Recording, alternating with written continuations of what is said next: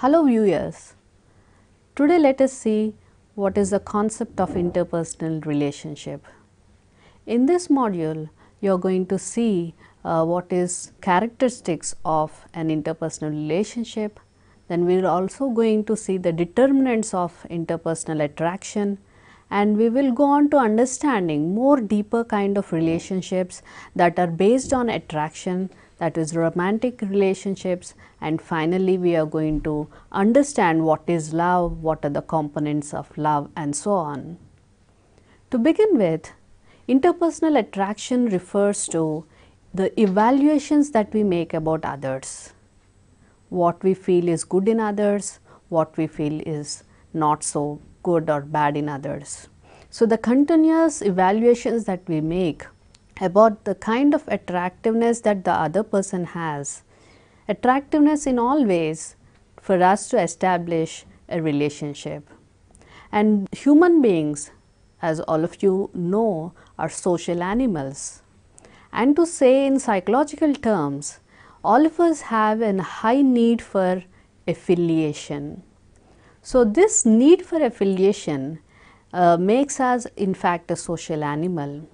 And the need for affiliation means that we actively look for association with other people around us, and we have this inherent need where we require some amount of love, encouragement and support from others.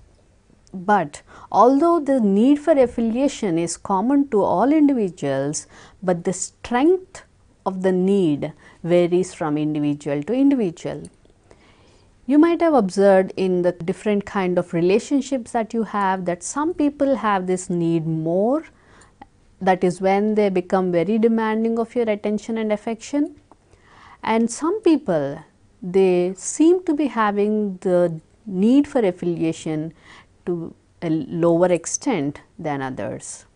And for some people, this need for affiliation becomes a very important aspect of their life.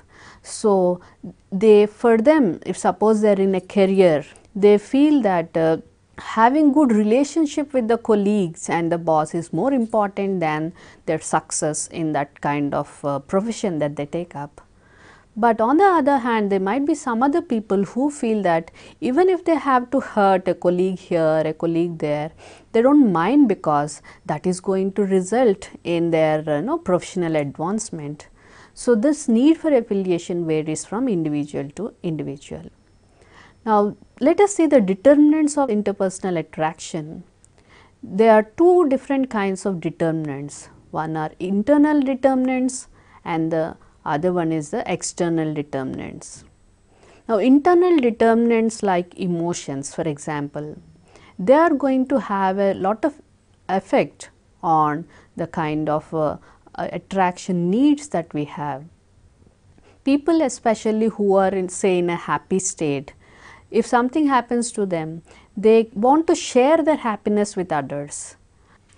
And people who are in a happy emotional state, they actively seek many kind of social relationships, unlike people who are in a sad emotional state, where even if someone comes to speak with them, they do not want to listen to them.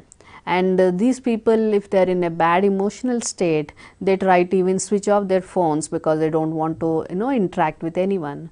But people in a happy mood, they try to take their phone and they try to even call up people that they did not recently call. And so, certainly these behaviors show that people in happy emotional state seek lot of relationships, and they actively engage themselves in satisfying social relationships.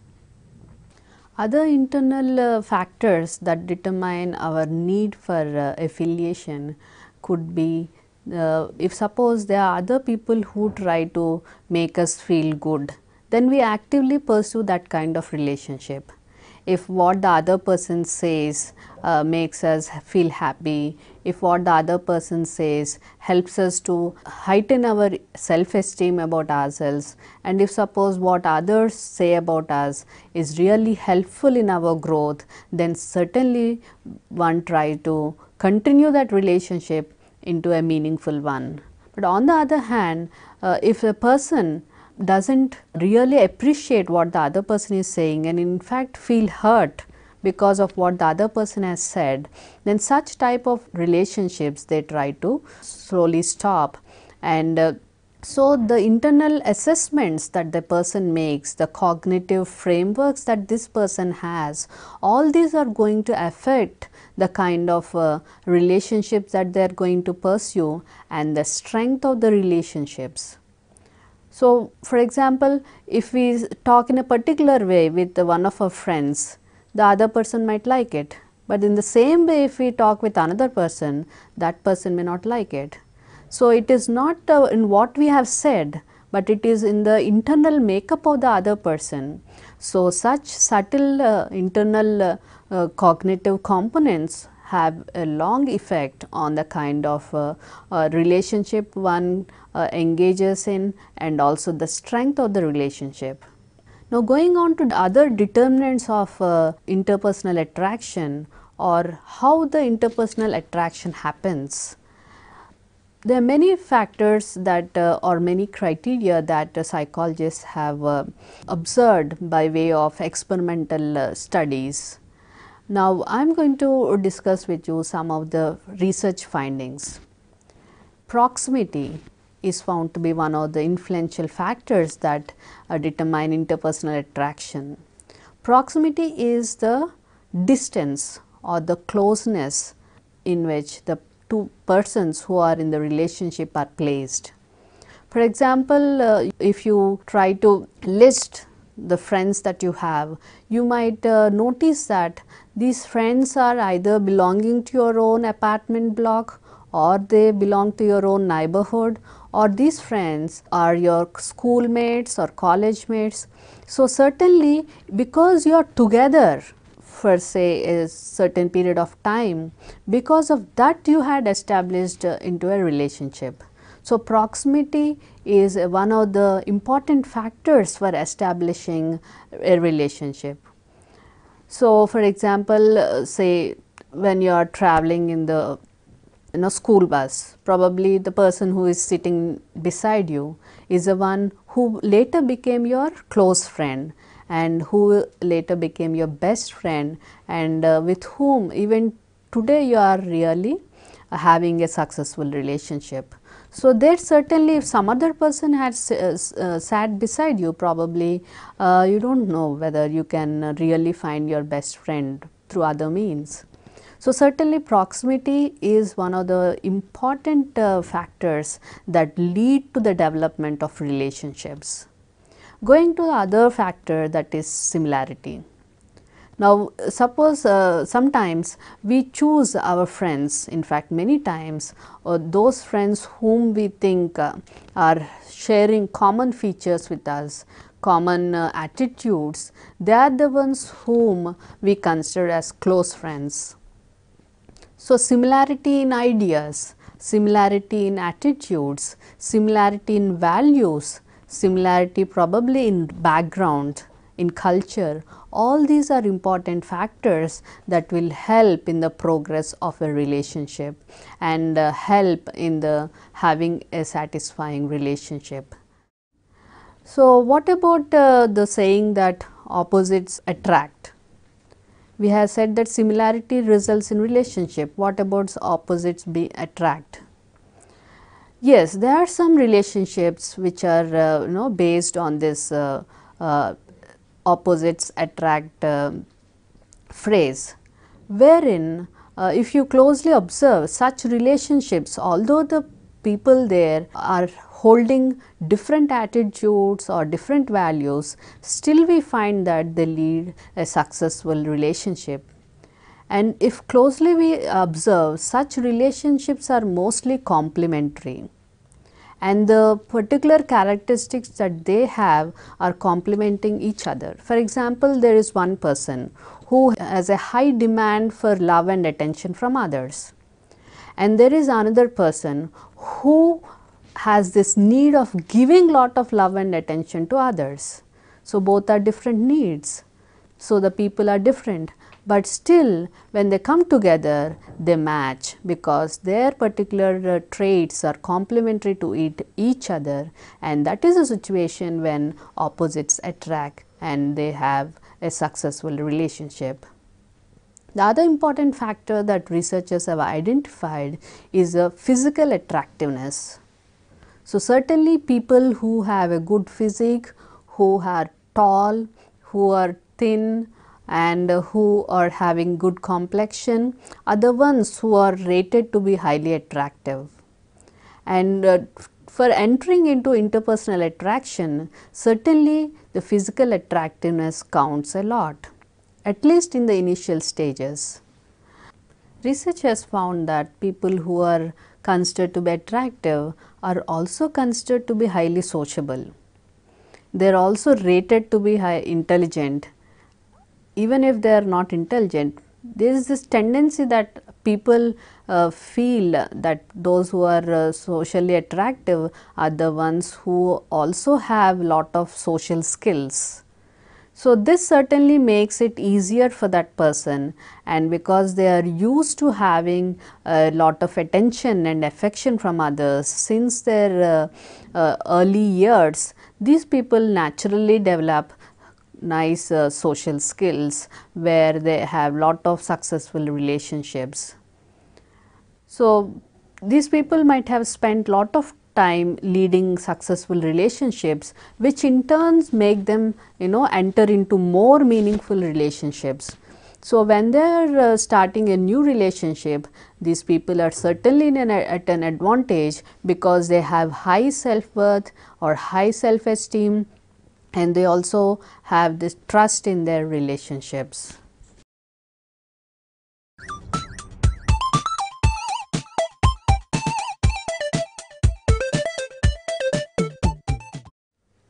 In this, let us see how relationships are formed. All the relationships go through a certain step-by-step process, and researchers have identified 3-step process for establishment of a relationship. The first step in forming of a relationship is becoming aware, and the second step is making contact, and the last step is disclosure. Now, becoming aware is the time when you try to observe that this person is there in your immediate environment. Probably while you are in the lift, you observe that a new person is there, and you may not directly go to that person and strike a conversation. In many cases that does not happen, nor do you go to that person straight away and try to engage in a very intense conversation. You might try to just become aware that there is a new stranger in your apartment or in your office, and after initially getting exposed to the other person, slowly you might one day, when only both of you are there in the lift, or when you met this person say in the nearby store, then you might try to make contact. That is when you try to introduce yourself and also share some basic details of each other, that is making contact. And this might happen 2 or 3 times in various places when you meet each other, and it is only after having this success at this stage, success at the making contact stage, then only you proceed into the third stage, that is the disclosure stage. If suppose in the making contact stage you find that you are not really having any similar ideas of that this person has, you may not be interested. Or if suppose that new colleague shares that the person is a say one who has Marxistic or terrorist kind of ideas or anything like that, any antisocial things, then you may not really want to enter into relationship with that person. Or the person says that the person is interested in football or interested in chess, which are certainly not your interests. You might really not feel interested in that person, and you will not go to the third step with that person, that is disclosure. Disclosure happens only when the first two stages you are happy with the relationship, and during this time of disclosure, what you do is you try to share more details about yourself. You are willing to give information about secrets of your life, and the other person also readily gives important information about themselves. They are ready to share it with you. So, disclosure happens, people who are involved in this relationship are satisfied with each other, and both of them find that they are liking each other, and both of them feel that yes, both of them are sharing some common goals or common ideals. Then only they were willing to disclose more about themselves, and when this disclosure happens, certainly their relationship is on solid grounds, and we can foresee that they will have a successful relationship. So, these are the three stages of a relationship. But sometimes, mostly when these three stages happen, many times the relationship continues for a long time, but sometimes even if the first and second stage went on well, but during disclosure stage there is something that you find something is different from you, or something is wrong with the other person in your, according to your judgment. When this disclosure happens, then also you can curtail that relationship, and then the relationship doesn't progress. Now, let us see what happens in close friendships. In close friendships, both the people or both the friends feel happy about the relationship. They don't mind sharing intense things with each other, and these close friends trying to spend lot of time together whenever the time permits, and they also engage in activities together. If suppose one friend wants to go somewhere, certainly they will call the other friend and both of them do that activity together, because being together is itself gives them lot of joy and enjoyment. So, close friends have kind of mutual needs, and there is a lot of sharing among close friends, and close friends also give emotional support to each other, and close friends try to do some sacrifices for the other, and they also speak of we rather than I. So, let us see some of the characteristic traits of a friend that psychologists have identified. In this slide, you can see that various characteristics are listed of a successful or a good friend. Psychology today lists the qualities of a friend. According to that research findings, friends keep confidence 89% of the time, and that is the highest characteristics trait, and loyalty is there 88% of the time, warmth and affection is there 82% of the time, supportiveness is 75% of the time, and you can see in this list that good conversational skills is only 59% of the time. Mostly we think that only if you are a good conversationalist you can become friends, but that is only in the case of 59%, but in fact keeping confidence, loyalty, warmth and affection are the ones that are rated much higher, and intelligence, as you can see in this slide, is only 58%. So, many of the people who do not enter into social relationships, they feel that they have to be intelligent, they have to be a good talker, which is not the case according to research findings.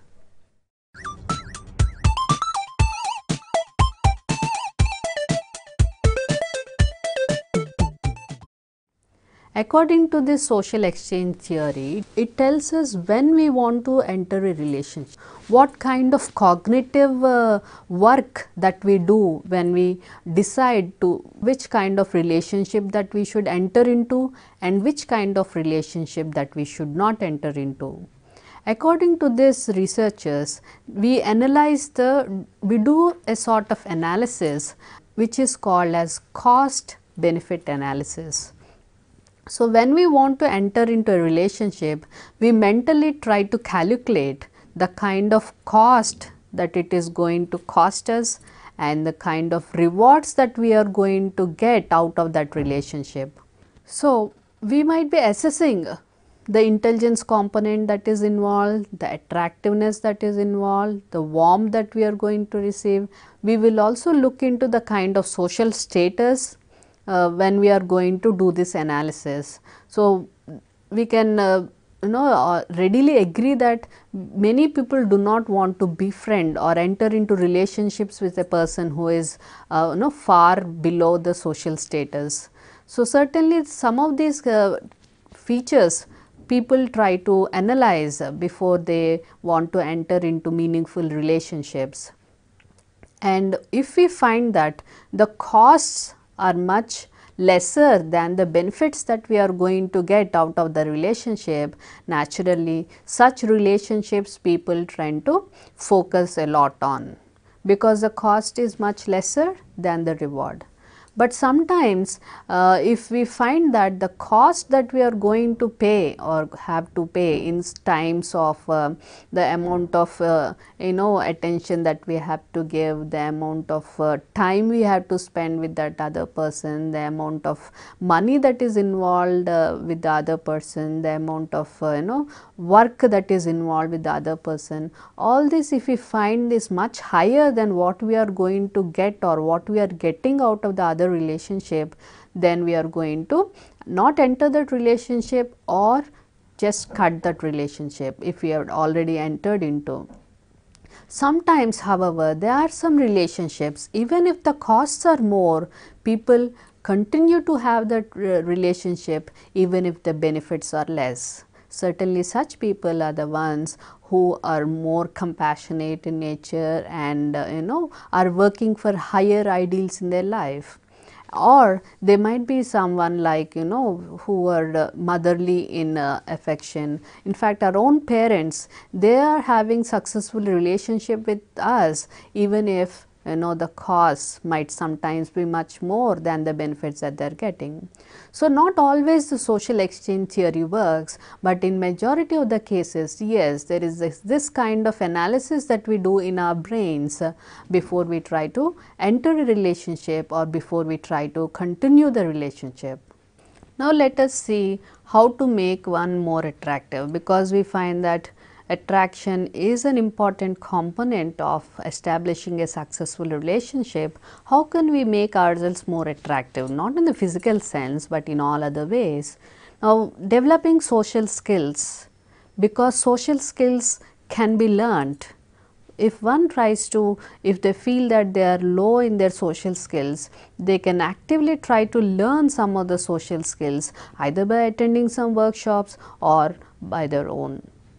So, upgradation of social skills is possible. It is not that they cannot learn these social skills, and it is not that some people are born with them and so it is not possible by others.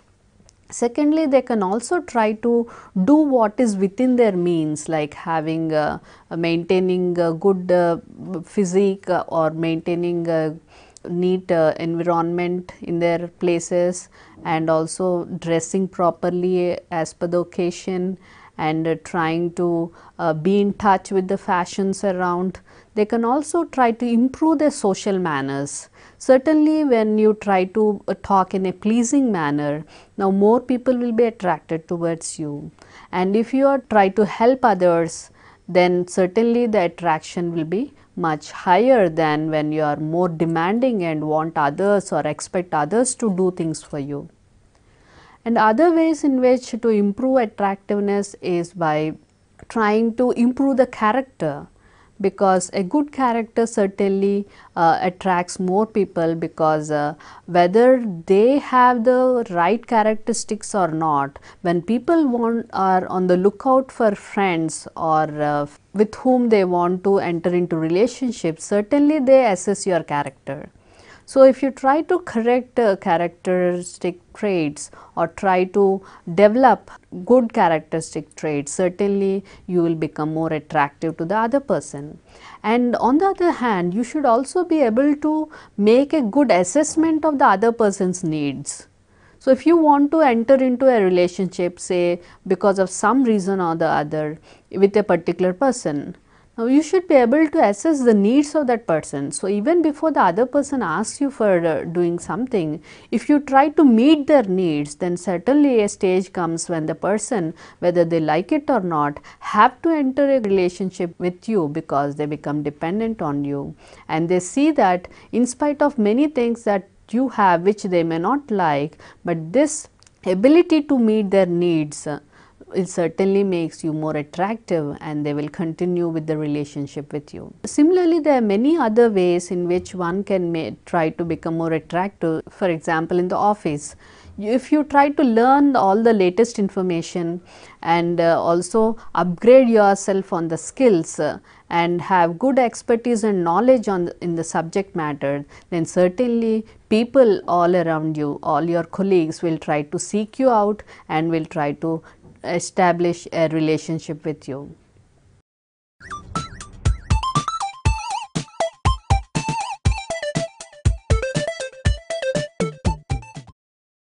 There is a lot of research that is done on what people will consider as love, and as you might agree, there are many different definitions of what is love.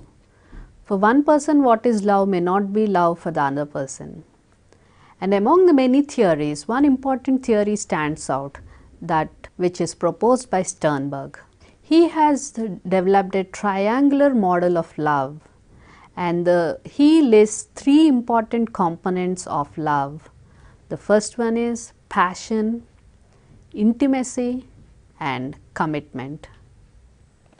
In this figure of his triangular model, you can see that liking or intimacy, passion, and commitment are the three different angles of this triangle. And he lists what happens if combination of these three factors are there in the relationship, and he tries to list out all the combination of these factors. The first one is liking. Like he says, is when there is only intimacy and there is no commitment and passion. And infatuation, he says, happens in the love relationship when there is only passion but there is no intimacy or commitment. And he calls it as empty love when there is only commitment but unfortunately there is no liking or passion in that relationship. He also lists other kinds of love, which, for example, the compassionate love. You can see here that the compassionate love consists of both intimacy as well as commitment. Of course, there is no passion here. On the other hand, romantic love has intimacy and passion, but there is no commitment. So, it means that this may not be lasting long because there is no commitment. And factious love is passion plus commitment, but unfortunately for some reason intimacy hasn't developed. So, this also may not last long according to him. And the best kind of love relationship that a person can have according to Sternberg, and which all of us might readily agree, is consummate love, where all the components or important ingredients of love are present, that is intimacy, passion, and commitment.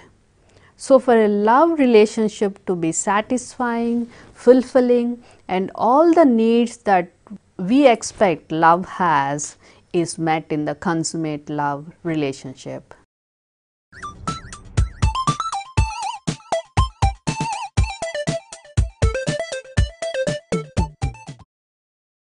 So, to summarize, today in this lesson we have seen what are the characteristics traits of interpersonal relationships, especially with reference to attraction. We have also seen the determinants of interpersonal relationship, which can be either internal or external determinants. And we have found out in the external determinants, situational factors have lot of effect. And we have also seen what kind of characteristic traits that friends have, and we have identified that not always successful friendship relies on good communicative skills. And finally, we have seen the components of love as proposed by Sternberg and learned that consummate love is the best kind of love, which involves both intimacy, commitment and passion. Thank you.